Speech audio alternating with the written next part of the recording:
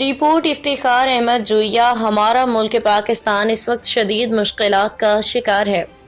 بادل پھٹنے، طوفانی بارشوں، سیلاب کی وجہ سے لوگ بے گھر ہو چکے ہیں، زندگی کی بنیادی ضروریات کے لیے لڑ رہے ہیں۔ متاثرہ افراد اپنی جانیں بچانے کی کوشش کر رہے ہیں۔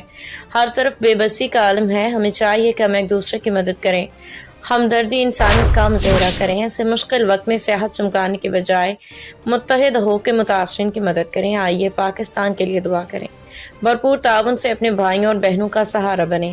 ہمارے ملک پاکستان کو جب بھی کسی پریشانی کا سامنا کرنا پڑا، ہماری پاک فوج میدان میں اتری اور ہر مصیبت کے سامنے سیسا پلائی دیوار کی طرح آ کے کھڑی ہے۔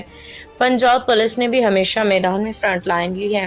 ہمارے تمام دفاعی ادارے ملک میں عوام کی جان و مال کی حفاظت کے لیے میدان میں کھڑے ہیں، لیکن ہم سب کو چاہیے کہ اپنے تمام اداروں کا ساتھ دیں، سیلاب سے متاثرہ لوگوں کے لیے کھانے کی اشیاء، پینے کا صاف پانی اور رہنے کے لیے محفوظ جگہ مہیا کریں۔ یہ مصیبتیں ہمیشہ کے لیے نہیں ہوتی، چند دن بعد ختم ہو جاتی ہیں، لیکن آپ کے کیے گئے احسان ہمیشہ یاد رہتے ہیں۔ کیا پتہ آج وہ مصیبت میں کل ہم ہوں۔ برائے مہربانی اپنے بھائیوں کا ساتھ دیں، انہیں ہرگز میدان میں تنہا مت چھوڑیں۔